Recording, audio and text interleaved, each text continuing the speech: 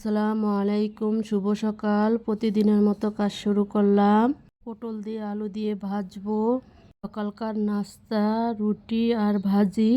পাইপিনে তেল দিয়ে দিলাম পেঁয়াজটা একটু ভেজে নিব।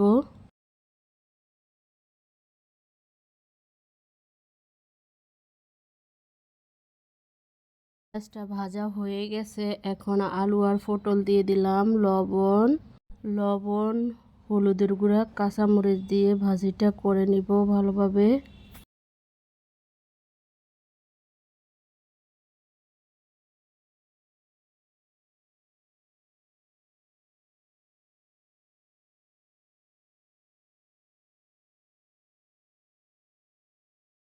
ঢাকনা দিয়ে ঢেকে দিব। কিছুক্ষণ পরে ঢাকনা উল্টিয়ে একটু নেড়ে দেব।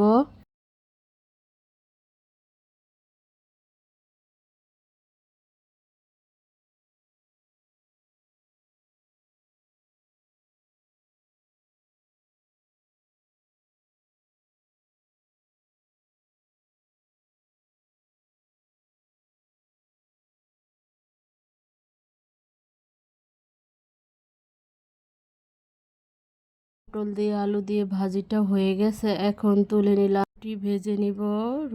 তাওয়া দিয়ে দিলাম, তাওয়াটা গরম হয়ে গেছে, দিয়ে দিলাম রুটিটা। উল্টিয়ে পাল্টিয়ে ভেজে নিব।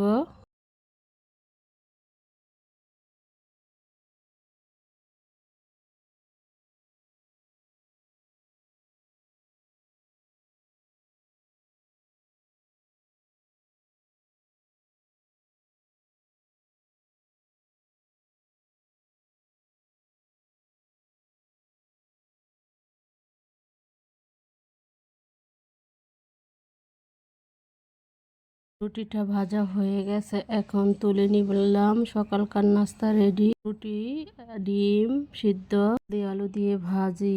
মাছ ভাজবো, কড়াইতে দিলাম তেলটা গরম হয়ে গেছে, দিয়ে দিলাম মাছটা উল্টিয়ে পাল্টিয়ে ভেজে নিব।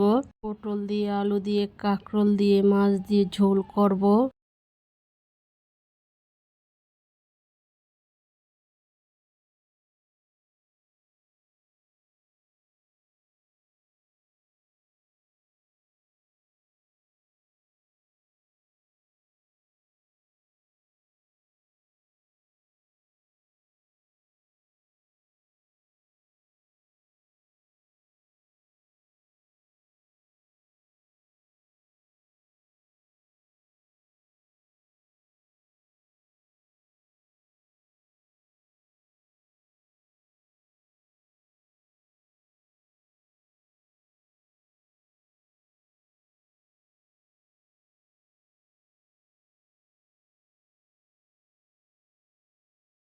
মাছটা ভাজা হয়ে গেছে, এখন তুলে নিলাম। তরকারিটা রান্না করার জন্য কড়াইতে দিলাম তেল, দিব পেঁয়াজটা একটু ভেজে নিব।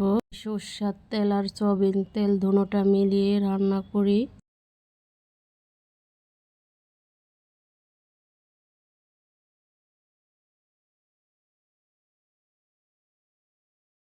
পেঁয়াজটা ভাজা হয়ে গেছে, রসুন বাটা, জিরা বাটা, লবণ, হলুদের গুঁড়া, মরিচের গুঁড়া, কাঁচামরিচ দিয়ে মশলাটা কষিয়ে নিব। একটু পানি দিয়ে দিব।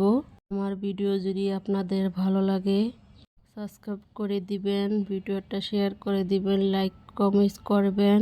আমার দেশ ও বিদেশি ভাই বোনেরা সবাই আমাকে একটু সাপোর্ট করবেন। আমি নতুন ইউজার, বড় বড় কন্টেন্ট ক্রিয়েটরদেরকে বলি আপনারা আমাদেরকে একটু সাপোর্ট করবেন। আপনাদের সাপোর্টেই আমাদের দরকার। মশলাটা কষানো হয়ে গেছে, এখন তরকারিটা কষিয়ে নিব মশলার সাথে।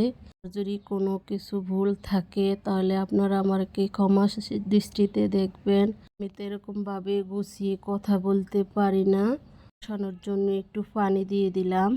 আপনাদের কাছে থেকে শিখি, আমি যতটুকুই চেষ্টা করি করার জন্য।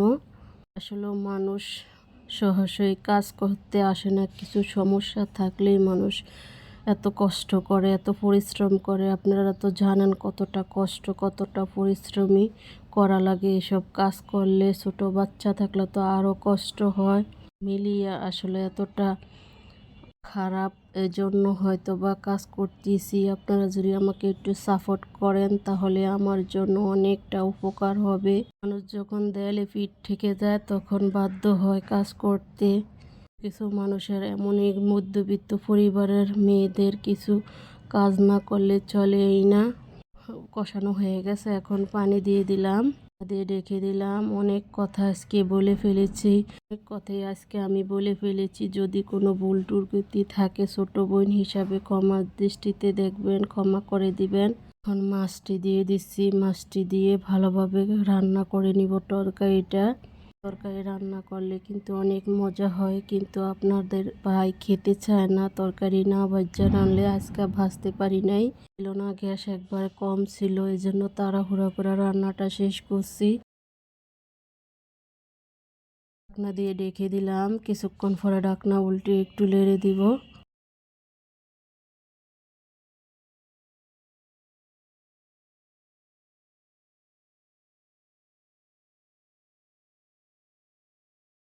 তরকারিটা রান্না হয়ে গেছে, এখন তুলে নিলাম। চিংড়ি মাছ দিয়ে ঢেঁড়স দিয়ে রান্না করব। চিংড়ি মাছটা একটু ভেজে নিচ্ছি।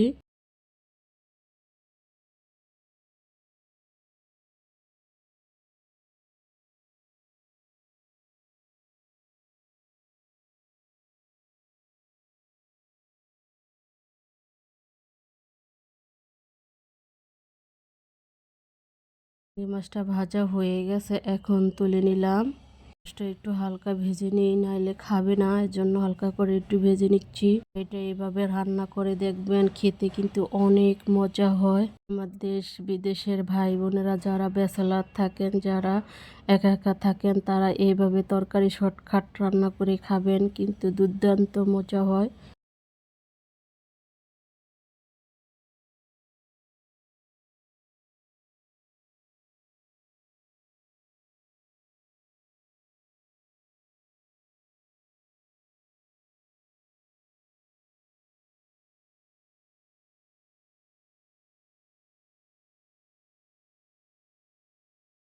ঢেঁড়সটা ভাজা হয়ে গেছে, তুলে নিলাম। এটা রান্না করার জন্য কড়াইতে দিলাম তেল, দেব পেঁয়াজ, পেঁয়াজটা একটু ভেজে নিব।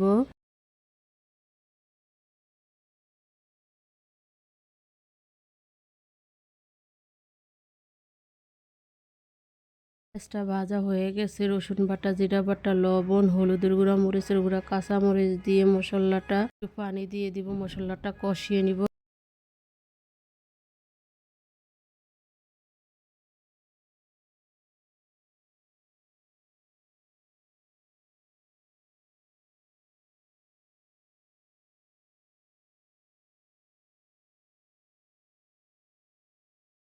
মশলাটা কষানো হয়ে গেছে, এখন দিয়ে দিব ঢেঁড়সটা, দিয়ে মশলার সাথে ভালোভাবে কষিয়ে নিব।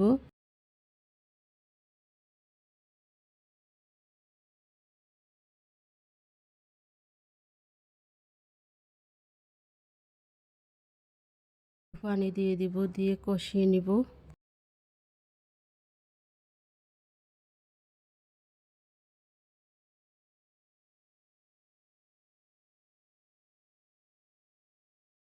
কষানো হয়ে গেছে, এখন চিংড়ি মাছ দিয়ে দিব। চিংড়ি মাছ দিয়ে মশলার সাথে ঢেঁড়সের সাথে কষিয়ে নিব।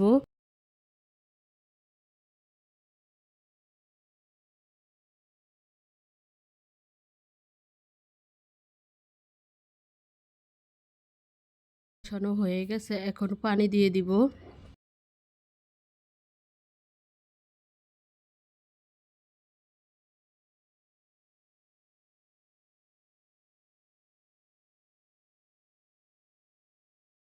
ঢাকনা দিয়ে ঢেকে দিব, কিছুক্ষণ পরে ঢাকনা উল্টে একটু নেড়ে দেব।